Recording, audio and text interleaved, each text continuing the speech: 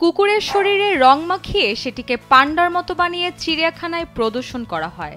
দর্শনার্থীদের অভিযোগ, পান্ডা বলে চিড়িয়াখানায় যে প্রাণীগুলো দেখানো হয় সেগুলো মোটেই পান্ডা নয়, বরং রং করা চাউ চাউ ডগ।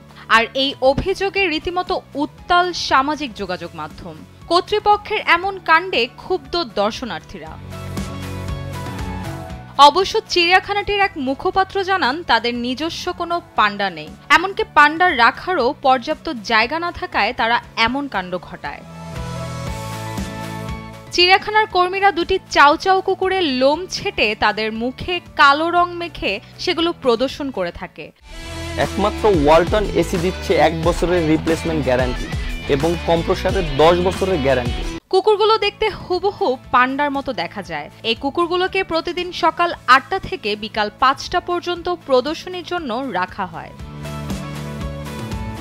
দর্শনার্থীরা যখন বুঝতে পারেন কুকুরগুলোকে পান্ডার রূপ দেওয়া হয়েছে, তখন তাদের অনেকেই ক্ষুব্ধ প্রতিক্রিয়া প্রকাশ করেন। তারা অভিযোগ করেন এসব প্রাণীর সঙ্গে আসলে অত্যাচার করা হয়েছে।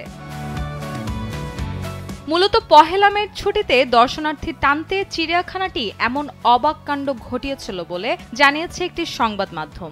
অবশ্য চিড়িয়াখানা কর্তৃপক্ষ জানান, যে রং কুকুরের মুখে ব্যবহার করা হয়েছে সেগুলো মোটেও ক্ষতিকারক নয় এবং এগুলো কোনো রাসায়নিকও নয়। এ ধরনের ঘটনা ঘটে চীনের জিয়াংশু প্রদেশের তাইঝুতে একটি চিড়িয়াখানায়। আর এসব তথ্য উঠে আসে মার্কিন সংবাদ মাধ্যম ইউনাইটেড প্রেস ইন্টারন্যাশনালের এক প্রতিবেদনে।